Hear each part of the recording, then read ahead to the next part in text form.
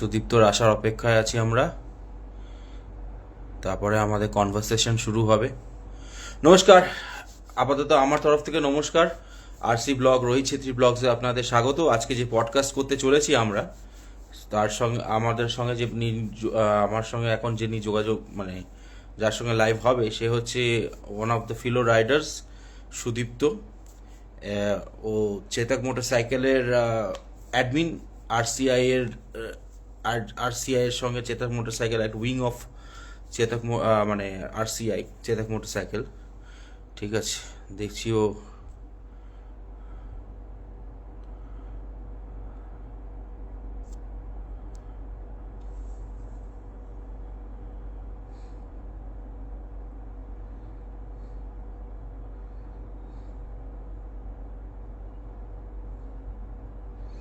Instagram বলছে এখন we are telling more followers to join your video.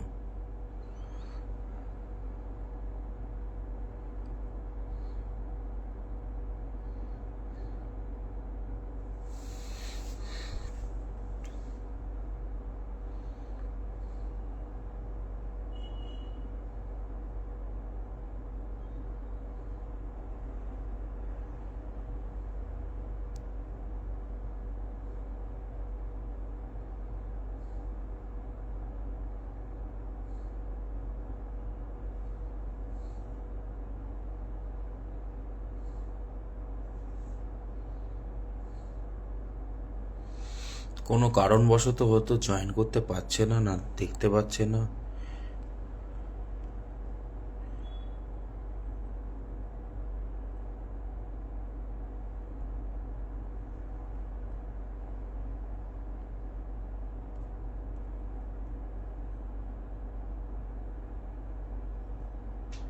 সাজেশনেও আসছে না, কি ঝামেলা রে ভাই।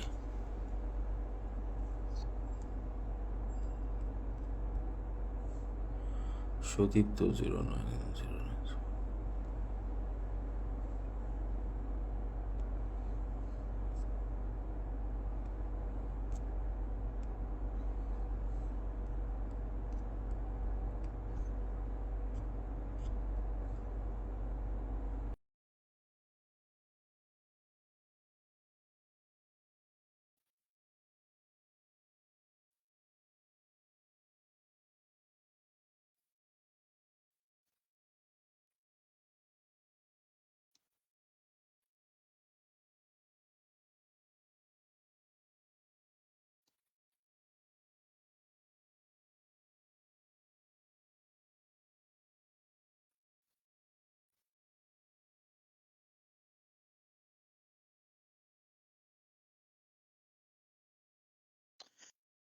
সুদীপ্ত, তুমি যদি আমাকে দেখতে পাচ্ছ, তোমাকে রিকোয়েস্ট আমি অ্যাকসেপ্ট করে নিয়েছি। দেখো তোমার ফোনে কোনো নোটিফিকেশন দেখাচ্ছে কিনা।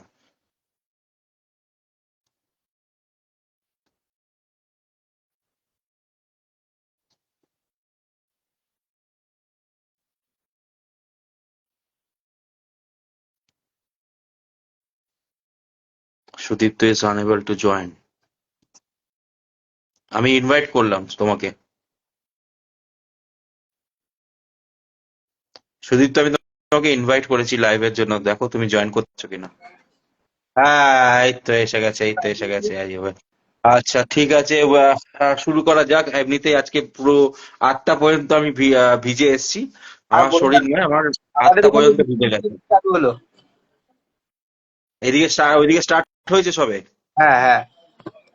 বাহ, আচ্ছা। সবাইকে নমস্কার। আরসি ব্লগ থেকে, রোহিত ছেত্রী ব্লগ থেকে আপনাকে স্বাগত জানাচ্ছি। আজকে যে আমার সঙ্গে পডকাস্টে এসছে, লাইভ পডকাস্টে, সে হচ্ছে আহ, মানে আমার ভাইয়ের মতনই, কিন্তু আমার থেকে এক্সপিরিয়েন্স অনেক বেশি রাইডিং বারবার করে জগতে। দিও না। না না, লজ্জা দেওয়ার কিছু নেই, যেটা সত্যি সেটা বলছি। চেতক মোটরসাইকেল ক্লাবের admin, a wing of riders community of India. আর আমাদের রাইডার্স কমিউনিটি অফ ইন্ডিয়া জানেন তো, মানে সবাই মানে একদম ফেভিকলের মতন জুড়ে থাকি মানে। তো আজকে যে বিষয় নিয়ে কথা বলবো, সেই বিষয় নিয়ে সুদীপ্তর সঙ্গে রাইডিং জগতের নিয়ে কথা হবে। আহ রাইডার্স জগতের বিভিন্ন অ্যাঙ্গেল নিয়ে আমরা কথা বলবো। তাছাড়া সুদীপ্তর মানে সুদীপ্তর ভিতরে যে পার্সোনাল লাইফ ওর, সেইটুকু হালকা হালকা একটু নেব, লোকে যাতে ওকে ভালো করে জানতে পারে। Sudipta, welcome to the live, welcome to this podcast. আমার খুব ভালো লাগছে তোমাকে জয়েন করাতে পেরে। ঠিক আছে, কেমন আছো বলো? এই হালকা বৃষ্টি হালকা গরমের মধ্যে চলছে কোনো রকমে। আর খুব থ্যাংক ইউ তোমাকে আমাকে এরকম একটা সুযোগ দেওয়ার জন্য, একটা জায়গা দেওয়ার জন্য। বাদ বাকি তো আরো গল্প হতেই থাকবে। আচ্ছা, তোমাকে যে কথাটা মানে যেটা দিয়ে আমি জেনারেলি আমি শুরু করে থাকি, তোমার ছোটবেলা আহ, এবং এই পর্যন্ত বয়স পর্যন্ত, মানে তোমার ব্যাপারে কিছু বলো, মানে স্কুলিং, কলেজ, আবার এই বিজনেস কি করে তুমি শুরু করলে, একটু একটু বলো একটু আমাদের, মানে আমার দর্শকদের আমি জানার বুঝতে ইচ্ছে। পারছি ছোটবেলা বলতে, দেখো গ্রামের ছেলে, এমন বিশেষ কিছু নিয়ে যে বিয়ে কিছু করে ফেলেছি এরকম কিছু ব্যাপার না। ছোটবেলা থেকে পড়াশোনা কম, খেলাধুলা বেশি করেছি। স্কুল ছুটি হলেও তো মাঠেই সারাদিন। তারপর নদী পুকুরে স্নান করা, সারাদিন সেখানেও সময় কাটানো, বন্ধুদের সঙ্গে ঘুরে বেড়ানো, আমবাগান জামবাগান এখানে বসে সময় কাটানো, এইগুলোই জীবনে কেটেছে। ঝড় বৃষ্টি হলে শহরের লোকেরা যেরকম দরজা বন্ধ করে ঘরে বসে থাকে, আমরা ছোটবেলায় বস্তা নিয়ে বেরোতাম আম কুড়োনোর জন্য। সেটাও একটা আনন্দ ছিল আমাদের কাছে। তো এইভাবেই ছোটবেলাটা কেটেছে। পড়াশোনা মানে মাস্টার মশাই মারবে ভয়ে যেতাম স্কুলে, এতটাই ছিল। পড়াশোনা করতে হবে এমন কোনো ব্যাপার ছিল না। তো তারপর আস্তে আস্তে যখন বড় হই, তো কিছু অবস্থা বুঝতে পারি, আস্তে আস্তে পরিবর্তন হতে হবে নিজেকেও। তারপর এই দোকানটা চালু করি, কারণ যা অবস্থা কাজের চেষ্টা করিও না, কারণ চাকরির জীবনটা আমার সঙ্গে ঠিক পোষায় না। কারণ ওই কারোর হয়ে খাটবো, নিজের কোনো স্বাধীনতা থাকবে না, নিজের ইচ্ছা মতো সবকিছু করতে পারবো না, এটা আমি পারি না ঠিক। তো যার জন্য দোকান চলছে, আমি এই আছি এরম ভাবে। এই হচ্ছে ব্যাপার। আচ্ছা, আমার ফার্স্ট কোয়েশ্চেন যেটা তোমার কাছে, সেটা হচ্ছে যে আহ, অনেক রকম তো বিজনেস হয়, ঠিক আছে? তুমি পড়লে অনেক রকমই বিজনেস করতে পারতে।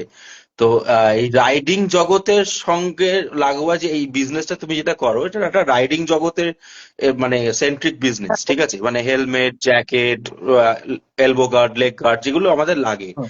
ঠিক আছে? এই এই এই মানে এই আইডিয়াটা বা এই মানে মানে কি বলবো, উৎসাহটা কোথা থেকে পেলে, মানে এইটারই বিজনেস করবে মানে কেন?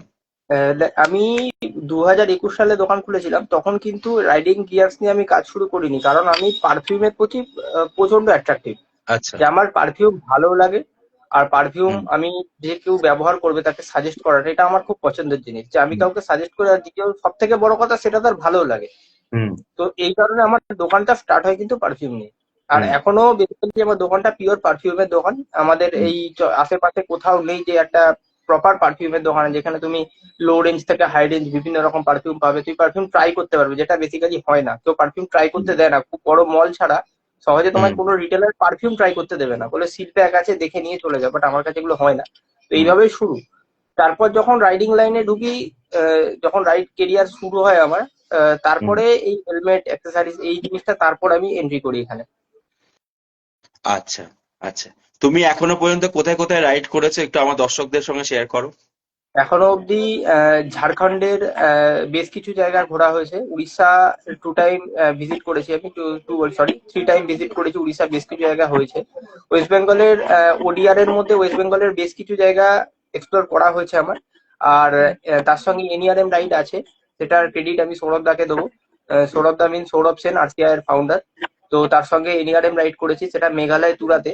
আর মেঘালয় রাইডটা আমার লাইফের এখন অব্দি সব থেকে আহ, মনে রাখার মতো রাইড। কারণ ওখানে নর্মালি আমরা মেঘালয় যারা যাই তারা হুম। শিলং বেস করে আস্তে ঘুরি, তারপর ব্যাক করি। বাট আমরা যে রাইডটা করেছি, মেবি বেঙ্গলের খুব লিমিটেড লোক, হয়তো নায়ের বরাবর লোক করেছে, কারণ আমরা পুরো গারো হিলস, খাসি হিলস কমপ্লিট করেছি।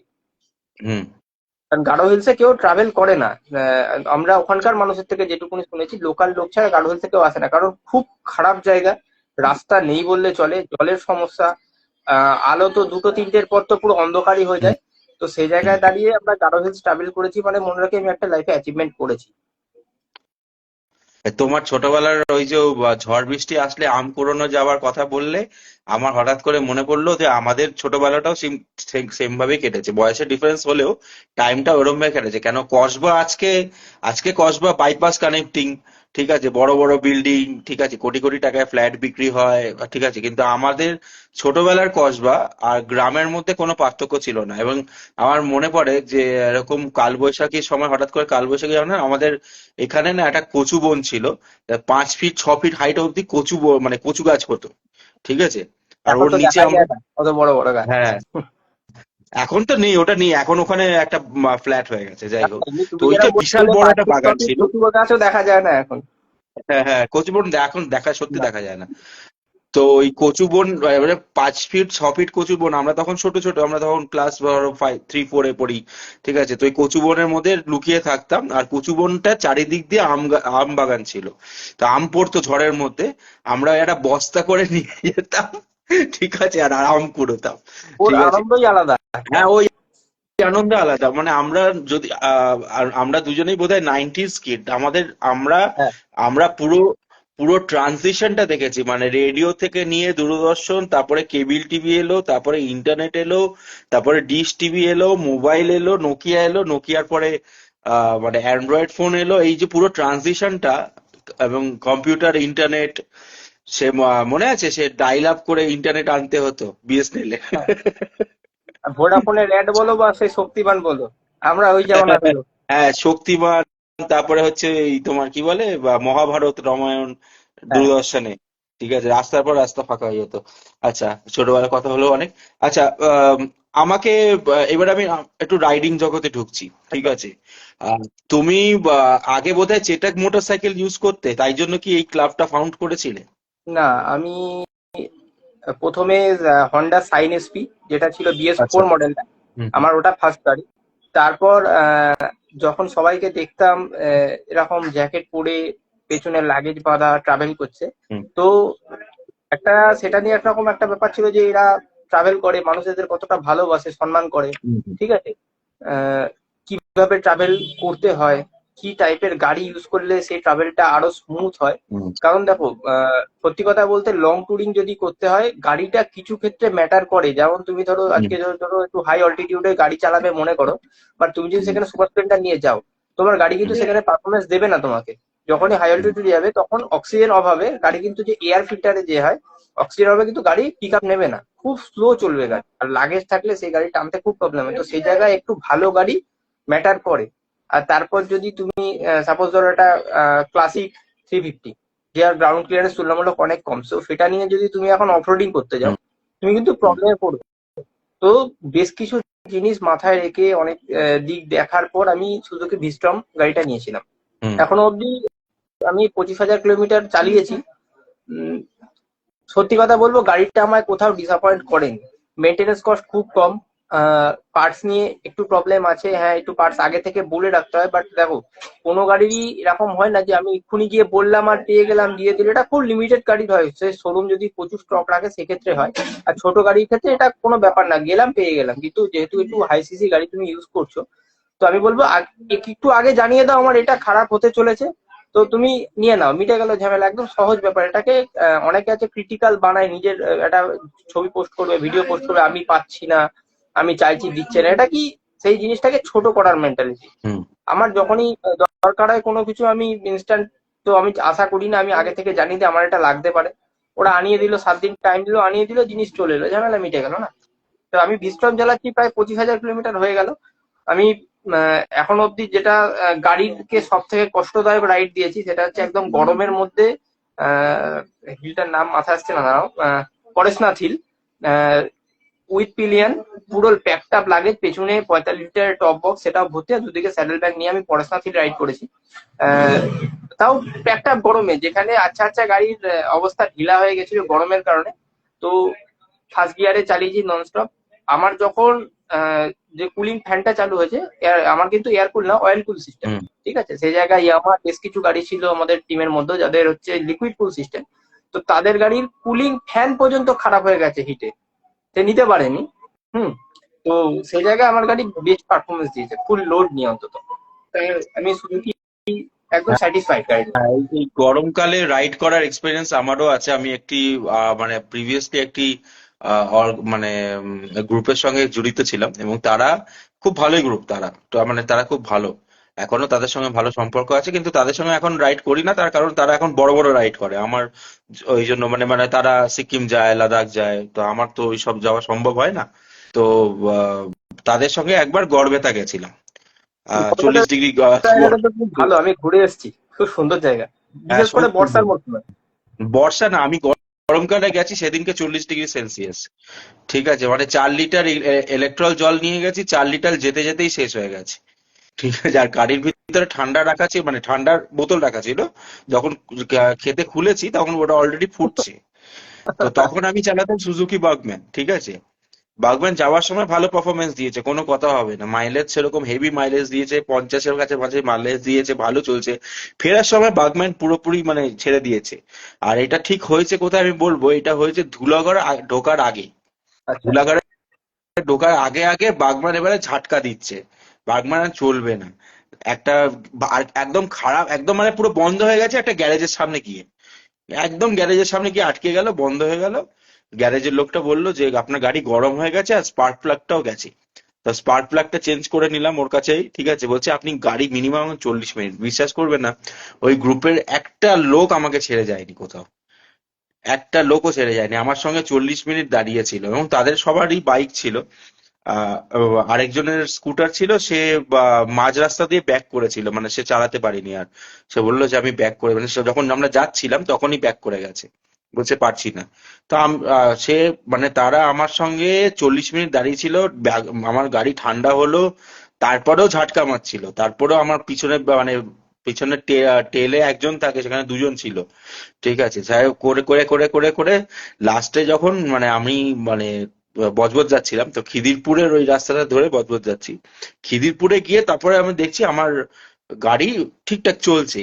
পরের দিন সার্ভিস সেন্টারে নিয়ে গেছি, আমাকে সুজুকির সার্ভিস সেন্টার বলছে কোথায় নিয়ে গেছিলেন গাড়ি? আইলাম গড়বেতা গেছিলাম। বলছে এই গরমের মধ্যে বাগম্যান নিয়ে বা গড়বেতা গেছিলেন আপনি? ভিতরে সব গেছে, কিচ্ছু নেই, স্ক্রু পর্যন্ত চেঞ্জ করতে হবে, সব মানে গরম হয়ে কেটে ফেটে, মানে ভিতরে একটা বাগম্যানের নিচে তো একটা পাখা থাকে। হ্যাঁ, হ্যাঁ, ওই পাখাটার সাইড দিয়ে পুরো গলে গেছে। এবার ব্যাপারটা কি বলতো, আমি একটা জিনিস এক্সপিরিয়েন্স করেছি, যখন গরমে রাইড করব, একটা লিমিটেড রাস্তা অবধি গিয়ে সেটাকে গাড়িটাকে দাঁড় করাতে হবে, হ্যাঁ, যেটা অনেকে করে না। ধরো স্কুটির ক্ষেত্রে 50 to 60-র মধ্যে দাঁড় করানো ভালো হয়, 10 মিনিট, 15 মিনিট, 20 মিনিট হুম, টাইম দাও। বাইকের ক্ষেত্রে যদি রাস্তার উপর ডিপেন্ড করে গাড়ি কি হিসাবে হুম, টানছি, 60, 70, 80-র মধ্যে দাঁড় করানো বেটার। অনেকে আছে না চলছে 3 ঘন্টা, 4 ঘন্টা, 5 ঘন্টা, এটা ওয়েদারের উপর ডিপেন্ড করে। যদি বর্ষাকালের ওয়েদার হয়, গাড়ির ইঞ্জিন খুব একটা গরম হয় না, নিচে জল লাগতেই আছে, আর চলতেই আছে। গড়বেতা যাওয়ার আগে আমরা ওই ওই একটা অ্যাবান্ডন এয়ারপোর্ট আছে না মেদিনীপুর, ওই যাওয়ার রাস্তাতেই পড়ে, হ্যাঁ, সে ব্রিটিশ আমলে ইউজ হতো যে এয়ারপোর্টটা, হ্যাঁ, ওই অ্যাবান্ডন এয়ারপোর্টে গেছি, মানে ওই অ্যাবান্ডন জায়গাটায় গেছি, ওখানে গিয়ে আমরা অনেকক্ষণ দাঁড়িয়েছিলাম, প্রায় মানে 25 মিনিট 30 মিনিট দাঁড়িয়েছিলাম। ওই অ্যাবান্ডন এয়ারপোর্টটায় আমরা গাড়ি ফাড়ি ঘোরাচ্ছিলাম। এবারে 40 ডিগ্রি সেলসিয়াস, আর তাও ওই মেদিনীপুরে ওই সাইডটা না। ঠিক আছে, ওর তো আরো মানে মানে লালমাটি এরিয়া না কলকাতা শহরে ওইদিকটা, যার 40 জন্য ডিগ্রি এই একটা আরো তাও বেশি। শেড পাওয়া যায়, ওখানে কোনো শেড নেই। না, ওখানে তো কোনো সেট নেই তো। হ্যাঁ, তাহলে লালমাটি এরিয়া চেতাকে এদিকটাও বের হয়। চেতাকে গ্রুপের সঙ্গে কি করে জড়িত হলে, আমি ওটা জানতে চাইছি, মানে চেতাক গ্রুপটা তুমি কি করে মানে করে ই করলে? দেখো, আমার কাছে একটা চ্যালেঞ্জ ছিল। একজন খুব বড় মাপের একজন মানুষ আমায় বলেছিল যে ভিলেজ সাইডে কোনো গ্রুপ এক্সিস্ট করতে পারে না। ঠিক আছে। হ্যাঁ, সবাইকে নাকি কারুর না কারুর হাত ধরে চলতে হয়, আর ম্যাক্সিমাম নাকি সবকিছু কলকাতামুখী হতে হবে, দেন ওকে। আদারওয়াইজ গ্রামের দিকে কোনো গ্রুপ সেরকম ভাবে এক্সিস্ট করতে পারে না, অন্তত কারুর সাপোর্ট দিয়ে দাঁড়াতে পারে না। হুম, এটা ভুল কথা, সব থেকে প্রমাণ করার জন্য আমি সেটা তৈরি করেছিলাম। আচ্ছা, আজকে ধরো আমাদের 10টা 12টা মেম্বার, হুম, আমি এখন বুক খুলিয়ে বলতে পারি বেঙ্গলের বুকে অনেক ক্লাব আছে। আহ, কটা ক্লাব আছে যে এরকম ভিলেজ সাইডে তৈরি হওয়ার পরে নিজে একটা ইভেন্ট ক্রিয়েট করে দেখিয়েছে। হুম, নিজের ফার্স্ট ইভেন্টে 250+ মানুষকে ডেকে এনেছে, তাও আবার এই গ্রামগঞ্জ হুম, এরিয়ার মধ্যে। তুমি আসার সময় নিশ্চয়ই দেখেছো রাস্তাঘাট, আশেপাশের পরিস্থিতি, যেখানকার মানুষ জানেই না রাইডিং কি জিনিস। হ্যাঁ, এতগুলো গাড়ি ঢুকছে, সেটা কি হচ্ছে সেখানকার মানুষ জানে না। হুম, হুম, হ্যাঁ, হুম, এটা মেলার মতো ব্যাপারটা হয়েছে, তুমি দেখেছো আশেপাশে কত লোক এসেছিল দেখার জন্য। হ্যাঁ, হ্যাঁ, তো সেরাম জায়গায় দাঁড়িয়ে আমরা, চেতাক মোটরসাইকেল ক্লাব এমন একটা ক্লাব বর্তমানে দাঁড়িয়ে হুম, যে একটা এরকম কিছু করে দেখিয়েছি। আর এর আর একটা বড় ক্রেডিট যায় সৌরভ দা আরসিআর যে ফাউন্ডার আছে, সাগর দা আরসিআর প্রেসিডেন্ট, এনাদের কাছে এনারা মেন্টালি ভাবে প্রচুর সাপোর্ট করেছে। একটা টাইমে আমি তো ইভেন্ট তো অ্যানাউন্স করে দিয়েছি, বাট ফাইন্যান্সিয়ালি প্রচুর চিন্তায় ছিলাম, কারণ না আমরা এমন একটা জায়গায় বাস করি, এখানে স্পন্সর পাওয়াটা দাদা খুব ক্রিটিক্যাল, খুব ক্রিটিক্যাল। তো সেই জায়গায় আমি সৌরভদার কাছে সারেন্ডার করেছিলাম, দাদা তুমি যদি স্পন্সর না এনে দিতে পারো আমি মেবি হয়তো কিভাবে করবো আমি জানি না। তো সেই জায়গায় দাঁড়িয়ে সৌরভ বলেছিল, ভাই আমি এনে দেবো তোকে, আমি আশা দিচ্ছি আমি ঠিক করে দেবো। তো তুমি লক্ষ্য করে যদি দেখো চেতাক মোটরসাইকেল ক্লাবের পেজ, আমাদের যে গ্রুপটা আছে, ইভেন্টের এক সপ্তাহ আগে আমরা ব্যানার পোস্ট করি যেখানে মতুলের ব্র্যান্ডিং আছে, জিওবিপির ব্র্যান্ডিং আছে, রাইডোপিডিয়ার ব্র্যান্ডিং আছে। তো এই যে স্পন্সর গুলো এসছে আমার কাছে এক সপ্তাহ আগে এসছে, বাট আমি কিন্তু প্রিপারেশন টোটালি তখন অলরেডি মানে শেষের মুখে। তো এন্ড অফ দ্য মোমেন্টে হলো সৌরভদা নিজের কথা রেখেছিল, যার জেরে আমি প্রোগ্রামটাকে দাঁড় করাতে পেরেছি, করতে পেরেছি। তারপর তো আমাদের ছোট গ্রুপ, ম্যান পাওয়ার কম, এক্সপিরিয়েন্স জিরো, অনেক ছোট ছোট ভুলভ্রান্তি হয়েছে প্রোগ্রামে। আরসিআই পুরো টিম নিয়ে এসে আমাদের দিনের দিন প্রোগ্রামটাকে দাঁড়িয়ে থেকে বের করে দিয়েছে। আরসিআই আমাদের কমিউনিটি হিসাবে দেখো, আমি কমিউনিটি বাংলায় প্রচুর আছে, অনেকে ঢাকঢোল পিটিয়ে প্রচার করে, অনেকে নিঃশব্দে প্রচার করে, বাট আমি আরসিআই এর দিকে কেন গেছি এটা নিয়ে আমাকে অনেক লোকে কোয়েশ্চেন করেছিল, ভাই আই চুজ আরসিআই। আমি আরসিআই এর মধ্যে একটা জিনিস দেখেছি, এদের মধ্যে না কি বলবো দাদা, একটা নিজেদের মতো ব্যাপার আছে এখানে। আমি ফাউন্ডার বা আমি অ্যাডমিন বলে আমি একটা বিশাল কিছু হয়ে গেলাম, তুমি কেউ না, না না এই না না জিনিসটা না নেই। একদম না। হ্যাঁ, আমি আমি সৌরভদা, সাগর আরসিআই এর মানে সাগর আরসিআই হওয়ার আগে সাগরদাকে চিনি।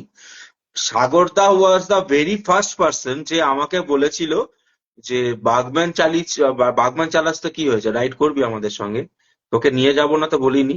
না এবং সাগরদার হাত ধরে আজকে রাইডিং কমিউনিটিতে যত দাদাদের আমি চিনি, মানে সিনিয়র রাইডারদের যারা চিনি, ধরো রঞ্জন দা, দেবাস দা, পানি দা, ঠিক আছে, তারপরে প্রতীক দা, ঠিক আছে, সাগর দাহি ইন্ট্রোডিউস করিয়েছিল, ঠিক আছে। আর এবং আরসিআই এর ইস্টার্ন চ্যাপ্টার যে রাজারহাটে একটা মিটিং হয়েছিল, ঠিক আছে, রাজারহাটে একটি ক্যাফেতে মিটিং হয়েছিল, সেখানে বাকি সিনিয়র রাইটার্সদের সঙ্গে হয়েছিল, সৌরভের সঙ্গে আমার অনেক পরে আলাপ হয়েছে, ঠিক আছে। এবং মানে যদি জেনুইনলি কাউকে যদি আমি যদি বলি, কাউকে যদি রাইডিং জগতের সঙ্গে ভালোভাবে থাকতে হয়, কোনো কমিউনিটির সঙ্গে থাকতে হয়, ঠিক আছে, তাহলে সাগরদা,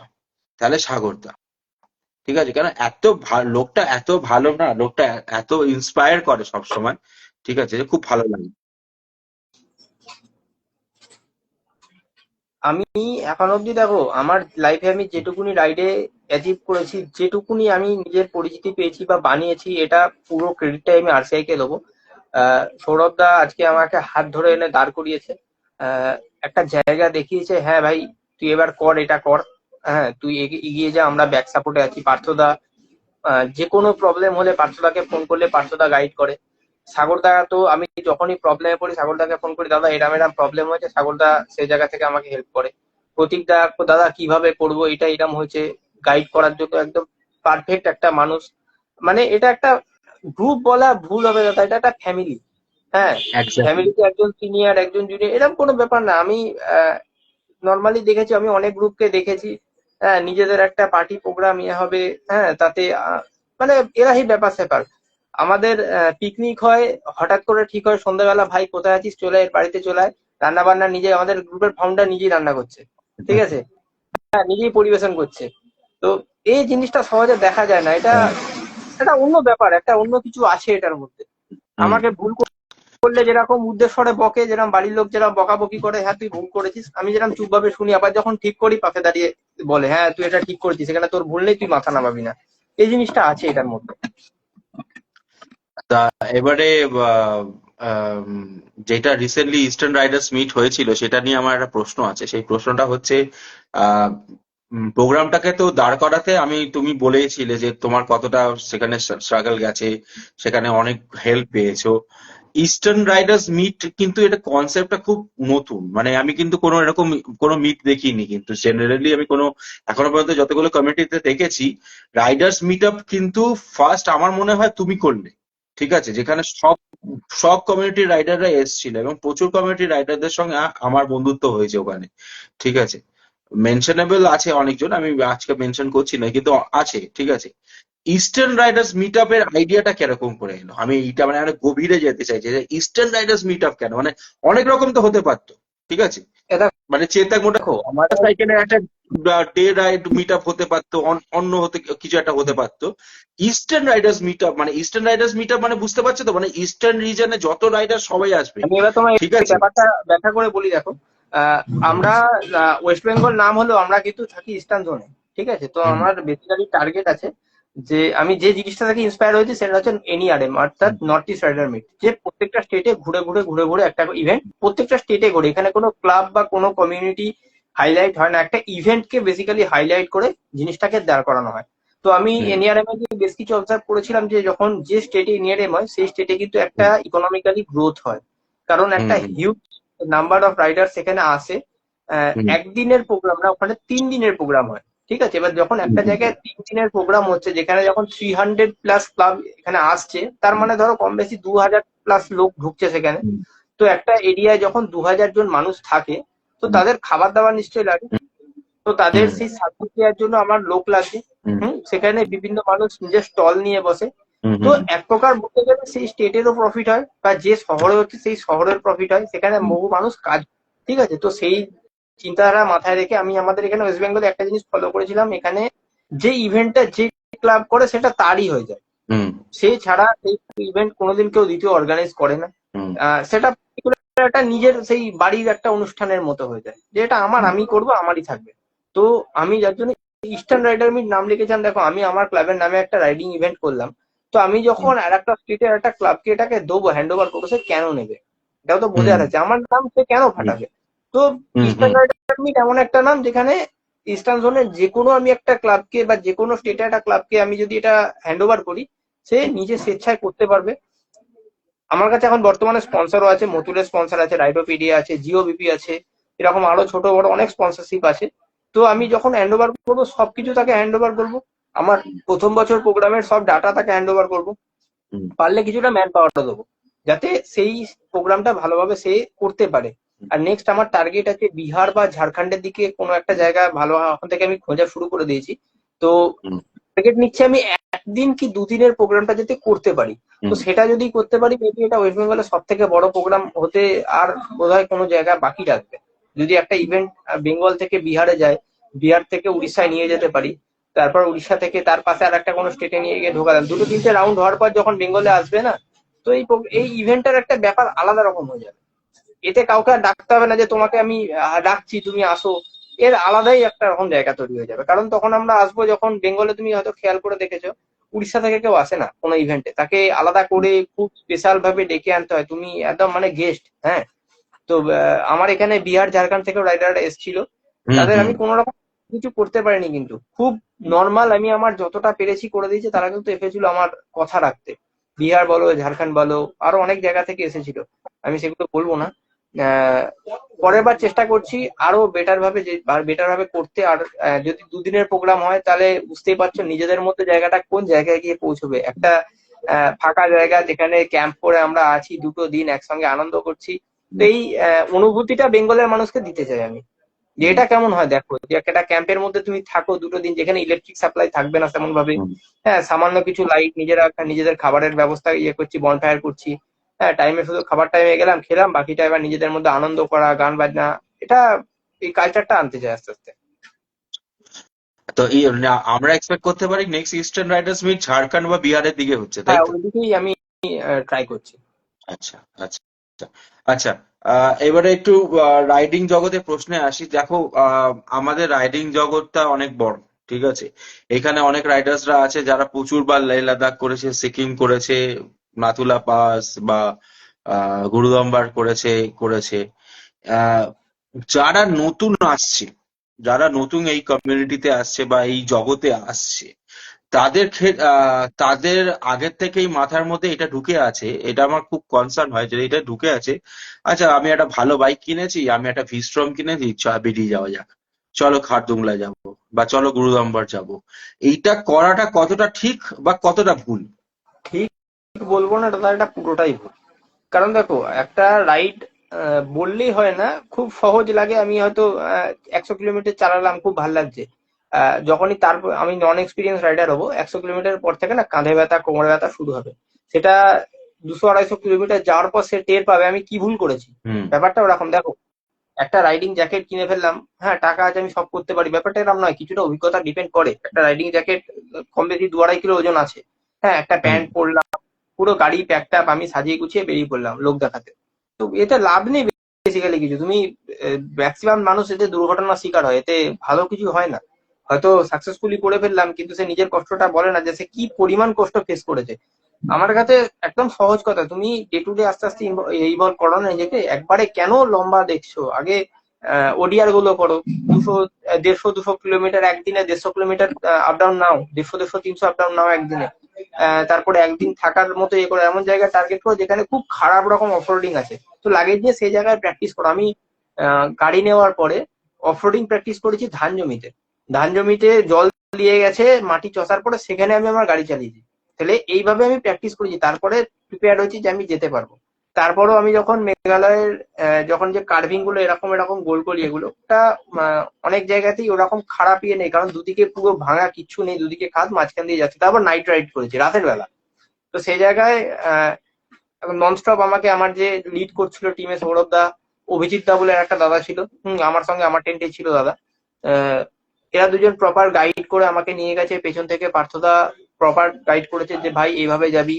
আমি আগে ইঞ্জিন ব্রেক কি জানতাম না, এটা আমায় শিখিয়েছে পার্থদা, এই ইঞ্জিন ব্রেক কিভাবে করতে হয় সার্টেন টাইমে। তো ছোট ছোট জিনিসগুলো হাতে ধরে শিখিয়েছে, ভুলগুলোকে চোখের সামনে দেখিয়ে দিয়েছে এরকম ভাবে করো। দুম করে একটা ঠিক করলাম, বেরিয়ে গেলাম। এতে লাভ কিছু হয় না, এতে প্রবলেমই হয় আগে করে।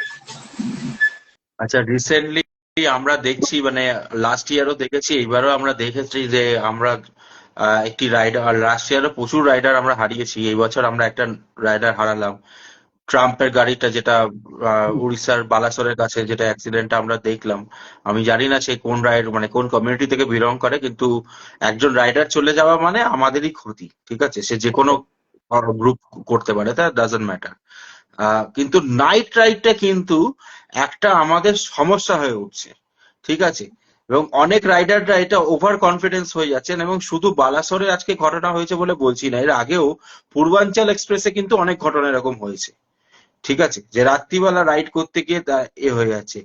এই ক্ষেত্রে মানে তুমি তুমি কি অ্যাওয়ারনেস করতে চাইছো, বা মানে এরকম দেখো, কি মেসেজ দিতে চাইছো?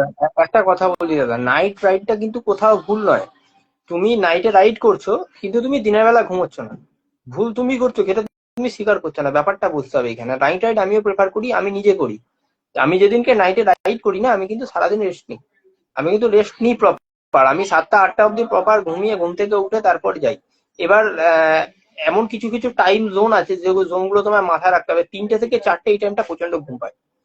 তুমি হুম যত ঘুমো, তুমি যাই করো, এই টাইমটা ঘুম পায়। তোমার একটা লিমিটেড স্পিডে যেতে হবে, কারণ উল্টো দিকে যে লাইট গুলো পড়ে, লরির লাইট গুলো প্রচন্ড চোখে লাগে।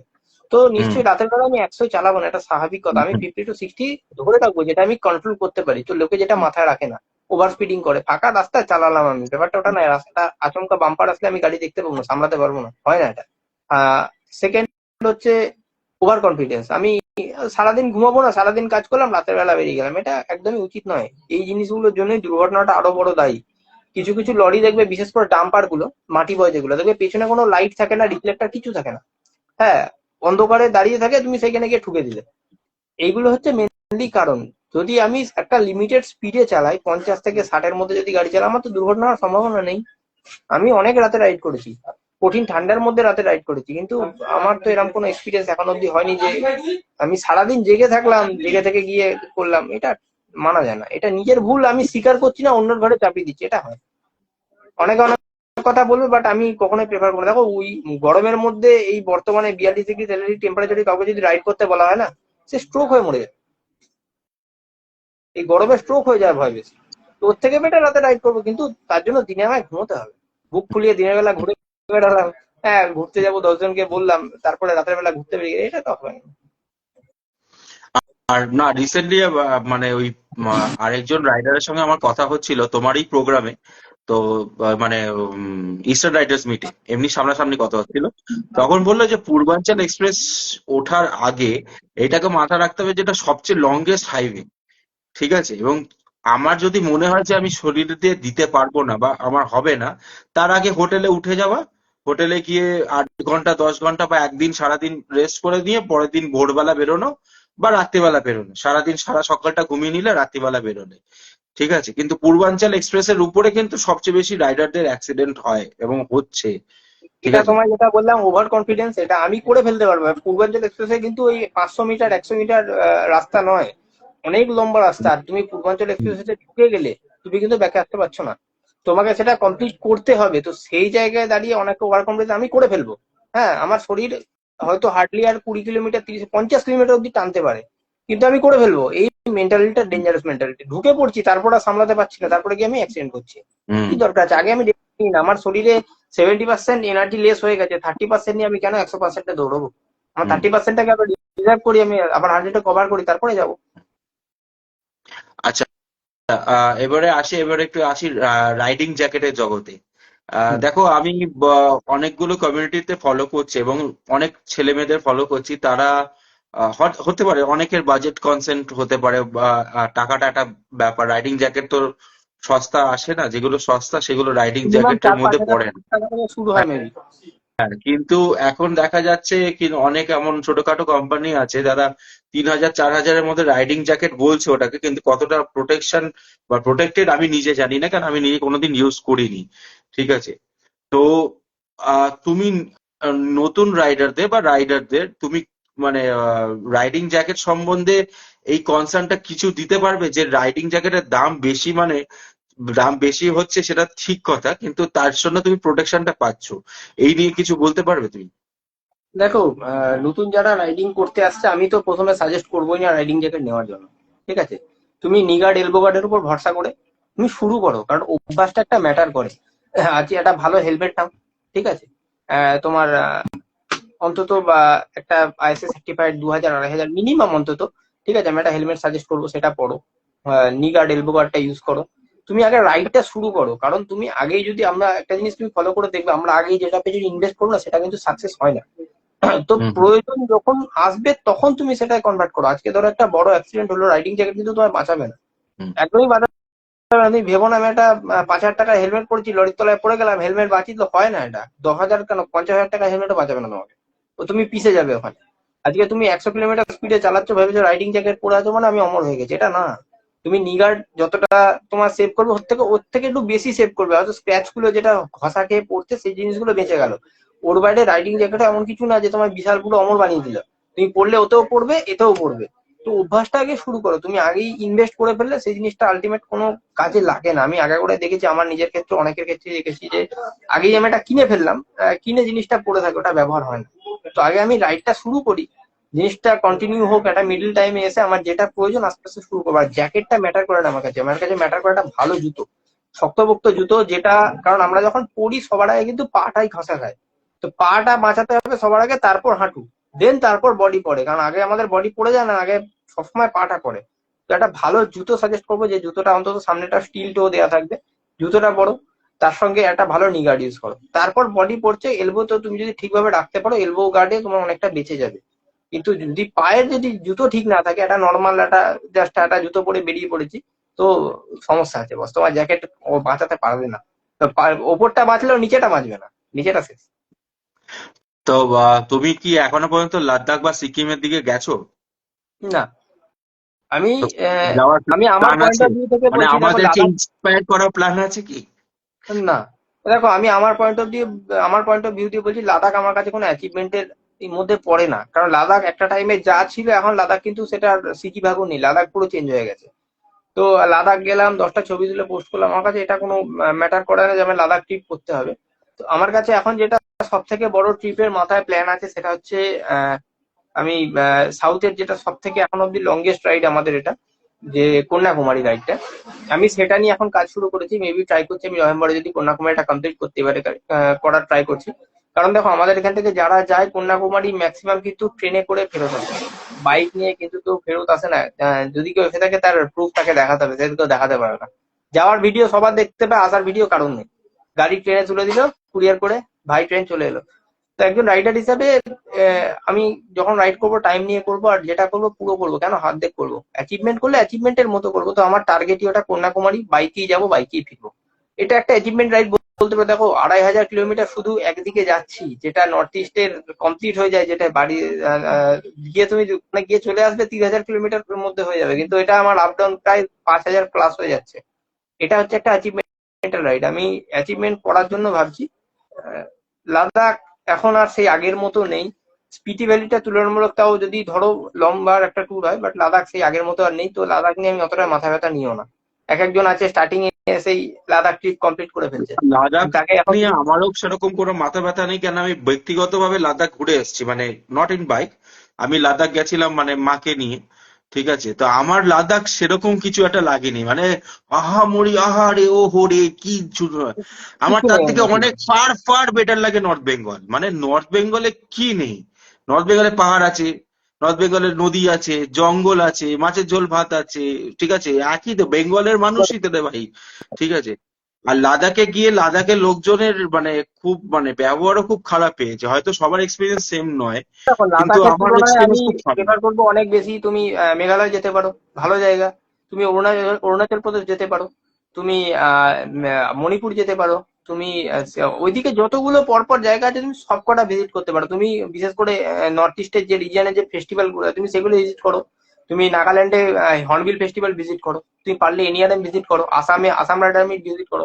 ইভেন্ট কি জিনিস আর সেখানকার মানুষ কতটা আনন্দ করতে পারে, তো তুমি এটা তখন রিয়েলাইজ করবে। আসামের একটা ইনসিডেন্ট বলি দাদা।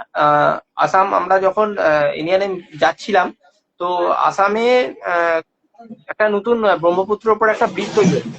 তো আমরা যেখান দিয়ে গেছি ওখানে কোনো ব্রিজ ফ্রিজ ছিল না, জাস্ট এলএনটি রাস্তা ফেলার জন্য যে মাটি ফেলে রাখে, ওই মাটির উপর দিয়ে আমাদের পারমিশন দিয়েছে এখান দিয়ে যেতে পারি আমরা। তো গেছি, আমার ইয়েটা আমার যে ঘুমানোর জন্য যে ব্যাগটা, স্লিপিং ব্যাগটা, ওটা আসামে কোথাও একটা পড়ে গেছিল, কোথায় পড়েছে আমি জানি না। প্রায় 30-35 কিলোমিটার চালিয়ে চলে এসেছি, অনেকটাই চলে এসেছি আমরা, আসাম প্রায় অনেকটা এগিয়ে এসেছি। সেরাম জায়গা আমাকে দেখি পেছন থেকে একটা ছেলে ননস্টপ হর্ন মারছে। পালসার 125 গাড়ি নিয়েছিল, আর আমি তখন 60-70-80-তে টানছি কম বেশি, আমার আমাদের টাইমে পৌঁছাতে হবে। তো সেই জায়গায় ছেলেগুলো উদ্দেশ্য করে দৌড়তে দৌড়তে আসছে, আমাকে দাঁড় করালো, আমার স্লিপিং ব্যাগটা ধরিয়ে দিল। বলো ইয়া শায়দ আপকা হোগা, আপকা গির গয়া থা। একটা ছেলে 40 কিলোমিটার চালিয়ে চালিয়ে আসতে আমার পেছনে, আমার ব্যাগ, শুধু স্লিপিং ব্যাগটা দেওয়ার জন্য। তার কি ঠেকা পড়েছিল বলো তো? এটা তুমি সত্যি কথা বলো, এটা বেঙ্গলে হলে হতো? আমি নো কমেন্টস।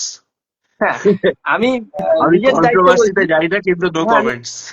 নিজের দায়িত্বে বলছি, এটা বেঙ্গলে হলে স্লিপিং ব্যাগটা তুলতো ঠিকই রাস্তায়, তুলে যার তাকে দেওয়ার দিকে যেত না, উল্টো দিকে নিজের বাড়ির দিকে যেত। এটা সত্যি কথা, আর এটা স্বীকার করতে হবে। তো আমি আসামের মানুষদের মানে হ্যাটস অফ দিচ্ছি, যে তারা এই মেন্টালিটি ডিজার্ভ করে, যে যে জিনিসটা যার পড়ে গেছে তাকে আমায় তুলে দিতে হবে। তো এটা সবার হয় না দাদা, এটা নিজেকে করতে হয়। বাড়ির লোক কি শেখাচ্ছে, বাইরের লোক কি শেখাচ্ছে, এটা ম্যাটার করে না, আমি নিজে কি ভাবছি সেটা ম্যাটার করে। এই হচ্ছে আচ্ছা, কথা। আজকে লাস্ট কোয়েশ্চেন এবং লাস্ট মানে সাজেশন দিতে বলবো তোমাকে, আর তোমাকে আটকে রাখবো না। ঠিক আছে, তোমার ব্যবসাও আছে, কাজও আছে। ঠিক আছে, সেটা হচ্ছে যে any message to the new riders who are joining this community. ঠিক আছে, মানে যে কোনো কমিউনিটি জয়েন করতে পারে। এনি মেসেজ যে নতুন রাইডারদের প্রতি কি, ছোট ছোট ভাই বোনেদের প্রতি কি মেসেজ তোমার রইবে? দেখো একটা কথা বলবো, রাইড করতে আসছি মানে বিশাল কিছু করে ফেলেছি ভেবো না। আমরা এখানে আসছি উপভোগ করতে। ঠিক আছে, নিজের প্রত্যেক দিনের যে কাজের চাপ, যে স্ট্রেস, সেটাকে বের করার জন্য রাইডিং কমিউনিটি আমরা জয়েন করি, গাড়ি চালাই, এই আনন্দটা উপভোগ করি আমরা। 100 স্পিডে যে গাড়ি চালায় সে জানি না কতটা কি সে নিজের লাইফে উপভোগ করতে পারে। 50-60 একটা লিমিটেড স্পিডে গাড়ি চালাও, জিনিসটাকে উপভোগ করো, রাস্তাটাকে উপভোগ করো। আগেই একটা লম্বা ট্যুর করতে হবে, হ্যাঁ, এই জিনিসে ভেবো না। আগে নিজের গাড়ির পেছনে খরচা করো, গাড়িটাকে সাজাও, নিজের প্রোটেকশনের পেছনে খরচা করো, দেন আস্তে আস্তে আস্তে আস্তে করো। একবারে হুট করে 1,000 টাকা খরচা করে আলটিমেট কি হবে, তো কোনোটাই হয় না। নিজের রাইডের পেছনে সময় দাও, নিজে ভালোভাবে শেখো, গাড়িটাকে কন্ট্রোল করা শেখো। ছোট ছোট জিনিস এগুলো শিখতে হয়। অনেক সময় দেখবে 50-এর স্পিডে চালাচ্ছি, গাড়ি ওভারলোড আছে আমার, তো একটা হঠাৎ করে কিছু কিছু জায়গায় বাম্পার গুলো দেখবে এত অসাধারণ হয় না, ইঞ্জিনিয়ারদের দেখলে না প্রমাণ মানে প্রণাম করতে ইচ্ছা করে, এ কি বাম্পার হ্যাঁ, বানিয়েছে। হ্যাঁ, হ্যাঁ, হ্যাঁ, হ্যাঁ। তো সেই সমস্ত বাম্পার যদি বাই চান্স রাতের বেলা, বিশেষ করে যদি ভেজা রাস্তা হয়, তোমার হেডলাইট কাজ করবে না। সে তুমি যে ফগ লাইট ইউজ করো তুমি কিছু দেখতে পাবে না আলটিমেট। তো সেরকম জায়গায় আসলে তুমি কিভাবে গাড়িটাকে কন্ট্রোল করবে, এটা ম্যাটার করে। এইগুলো আস্তে আস্তে শেখো, ছোট ছোট রাইড গুলো দিয়ে শুরু করো। হ্যাঁ, 100-150, যেটা প্রথমে বলে 100-150 কিলোমিটার আপ ডাউন রাইড গুলো নাও। হ্যাঁ, 150 কিলোমিটার আপ ডাউন মানে সকালে গিয়ে বিকেলে ফেরো, এই রাইডটা মানে 300 কিলোমিটার তুমি কিন্তু কভার করছো একদিনে। তো আস্তে আস্তে তৈরি হও। একবারে তুমি যদি 2000-3000 কিলোমিটার চালাবে ভাবো, পারবে না, তুমি আলটিমেট ফেলিওর হবে সে জায়গায়। হয়তো করে ফেলবে, কষ্ট করেও, কিন্তু তুমি নিজের কষ্টটাই যে বানিয়ে ফেললে না, সেই কষ্টটার ভোগান্তি তুমি ওখান থেকে আসার পরে পাবে। ডাক্তারের ঘরে গিয়ে বসে থাকতে হবে, কোমরের প্রবলেম, হাতের প্রবলেম, এই প্রবলেম। আর তারপর কি, এই ওভার রিয়াকশনের জন্য তোমার দুর্ঘটনা ঘটতে পারে, তোমার ফ্যামিলি সাফার করবে হোল লাইফের জন্য। তো এটা কোনো দরকার নেই, ছোট থেকে প্রিপারেশন নাও। আর একটা কথা দেখো, এক্সপিরিয়েন্স ম্যাটার করে না, দুর্ঘটনা যা হওয়ার তার হবে। দুর্ঘটনা যখন হওয়ার তোমার হবে, তুমি যতই এক্সপিরিয়েন্স রাইডারও বাঁচাতে পারবে না। কিন্তু আমরা যেটা করতে পারি, যে যতটা শরীরে ক্ষমতা আছে তার 50%-60% আমরা ইউজ করলাম রাইডে, বাকি টাইমটা রেস্টে চলে যায়। 75-25 রেশিও যদি করি, সব থেকে বেস্ট এটা আমার মতে। আর যে যারা বলছো রাতে রাইড করবে, হ্যাঁ সেটা সেফ নয়। রাতে রাইডটাই সব থেকে বেশি সেফ আমার মতে এখন অব্দি। আহ, কিন্তু দিনের বেলা ঘুমোতে হবে, তবে সেফ। হয়তো সেফ না, তুমি গাড়ি চালাতে শুরু করবে, হাইওয়েটা শুরু করে দেবে, তারপরে গিয়ে তুমি অ্যাক্সিডেন্ট করবে, এটা কমন ব্যাপার হয়ে যায়। তুমি নিজে আগে নিজের দোষটা নিজে দাও, তারপরে লোককে দোষ দেবে, এইটা হচ্ছে ব্যাপার। আচ্ছা, তো সামনে কোনো রাইডে যাচ্ছো বা কোনো রাইডে প্ল্যান আছে? এখন কোনো প্ল্যান নেই, টোটাল প্ল্যান বন্ধ করে দিয়েছি, কারণ কন্যাকুমারী নিয়ে প্রিপারেশন শুরু করেছি। ওডিআর ছাড়া কোনোটাই আর করবো না। মাঝে যদি একটু হ্যাঁ, মাথা তারপর কেটে যায় ওডিআর এর কথা জিজ্ঞেস করছি, মানে আচ্ছা, ওডিআর জানিয়ে রাখি যারা দেখছেন, ওডিআর হচ্ছে ওয়ান ডে রাইড। আচ্ছা, ওডিআর এর কথা জিজ্ঞেস করছি, ওডিআর কোথাও যাচ্ছো? দেখো, প্ল্যান ওইভাবে আমি কিছু করি না। আমাদের প্ল্যান হয় হুটহাট করে, আজকে ঠিক হয় কালকে বেরিয়ে যায়, এরকম প্ল্যান। কারণ আমি দেখছি, দেখো কেউ মানুক আর না মানুক, তুমি যত লম্বা করে একটা প্ল্যান বানাবে, আলটিমেট প্ল্যানটা ফেলিওর হবে। হুম। কিছুতেই সেই প্ল্যানটা সাকসেস হয় না। হট করে ঠিক করে বেরিয়ে যায়, ঝামেলা শেষ। তাহলে প্ল্যান এক্সিকিউশন হয়ে গেল খুব তাড়াতাড়ি, হলো আর বেরিয়ে গেল। ঠিক আছে সুদীপ্ত, তোমার সঙ্গে কথা বলে, পডকাস্ট করে খুব ভালো লাগলো, অনেক কিছু জানতে পারলাম, আর অনেক নতুন রাইডারদের, আমার মতন রাইডারদেরও ইন্সপায়ার করলে। থ্যাংক ইউ এই পডকাস্টে আসার জন্য। আর আগামী যতগুলো রাইড আসছে তার জন্য অনেক অনেক শুভেচ্ছা, and best of luck, and খুব ভালো করে রাইড করো, এটাই আমার শুভকামনা। একদম দাদা, থ্যাংক ইউ আমাকে সুযোগ দেওয়ার জন্য, তোমার সঙ্গে এতটা সময় কাটানোর জন্য। না না, এটা কোনো ব্যাপার না। আমার পডকাস্ট করার মেইন হচ্ছে আড্ডা, আর তোমাদের মতো মানুষদের থেকে সবাইকে একটা ইন্সপিরেশন এবং একটা, মানে কি বলতো, একটা বার্তা জানিয়ে দেওয়া, ব্যাপারটা আমি যে একটা কথা বলি, দেখো দাদা, বাইক সত্যি হলে কথা বলছি, যে কথাটা রাইডার হতে পারবে তার না কোনো না, মানে নেই, ঠিক আছে? কিন্তু একটা সত্যি রাইডার কথা হতে বলি গেলে দেখো, অনেক তপস্যা করতে হয়। একটা সত্যি কথা বলে দিই দেখো। অনেকে নিজেকে বিশাল বড় জ্ঞানী ভাবে, কিন্তু আমি একটা হুম। জিনিস মাথায় রাখি, যে তুমি যদি চুপ থাকো আর তুমি যদি সবার থেকে শোনো, ঠিক আছে, সেটা তোমার লাইফে কাজ দেবে। সে ছোট হতে পারে, বয়সে বড় হতে হুম। পারে, বাট তোমার থেকে, তার কাছ থেকে জ্ঞানটা নেওয়া উচিত, নাকি তোকে জ্ঞান হুম। দেওয়া। হুম। জ্ঞান হুম। দিয়ে হবেটা কি, তুমি এমন কিছু বানিয়ে ফেলোনি যে তুমি, আমি তোকে জ্ঞান দেবো, আমি যা সাজেস্ট করতে পারি। এবার জুনিয়র রাইডাররা কিছু আছে, ও যা বলছে বলুক, আমি তো আমার ইচ্ছায় করবো, এইটা হুম। ক্ষতিকারক। যে দেখো, আমরা রাস্তা ট্রাভেল করেছি, আমি আজকে ধরো আমার গাড়িটা নিয়ে 25,000 কিলোমিটার ট্রাভেল করেছি, আগে গাড়িটা 1,30,000 কিলোমিটার ট্রাভেল করেছি, হুম। ট্রাভেল কিন্তু করেছি।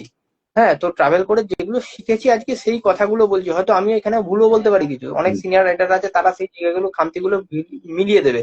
আজকে যখন আমি ধরো কোনো সিনিয়র রাইডারের সঙ্গে রাইড করি, তাকে গাইড হিসাবে মেনে নিই। আমি কিন্তু কোনো কিছু পাকামি করি না যে আমি এটা করে ফেললাম, আমি ওটা করে না, আমি সে গাইড করছে, আমি সেই গাইডে চলছি। কারণ আমি হুম। জানি আমি যে রাস্তাটা এখন চালাচ্ছি, সেই আরো 20 বছর আগে এটা কভার করে এসছে। হুম। তো সে আমার থেকে অনেক বেশি জানে। তো কি, যে জানে তাকে করতে দেওয়া ভালো, নিজে হুম। আগ বাড়িয়ে পাকামি করাটা সমস্যাজনক এটা। তো তুমি নিজেও হুম। প্রবলেম করবে, তুমি পুরো গ্রুপের জন্য প্রবলেম হয়ে দাঁড়াবে একটা টাইমে এটা। হুম। ঠিক আছে, থ্যাংক ইউ সুদীপ্ত এই লাইভে আসার জন্য, এবং যারা যারা দেখছেন তাদেরকে সবাইকে থ্যাংক ইউ এই লাইভে আসার জন্য। আর প্লিজ সবাইকে বলছি, সুদীপ্তকে ইনস্টাগ্রামে ফলো করুন, তার ফেসবুক পেজ আছে চেতক মোটরসাইকেল ক্লাব, সেটা ফলো করুন, আমাকে ফলো করুন ইনস্টাগ্রামে। আমি ফেসবুকে তো মানে প্রোফাইল আছে, কিন্তু আমার কোনো মানে ব্লগিং প্রোফাইল নেই ফেসবুকে। তো আমাকে ইনস্টাগ্রামে ফলো করুন, and please keep watching RC blog, মানে Rohit Chhetri blog. Thank you, good night, and Tata. সবাইকে আসার জন্য ধন্যবাদ। টাটা, আবার পরে দেখা হবে।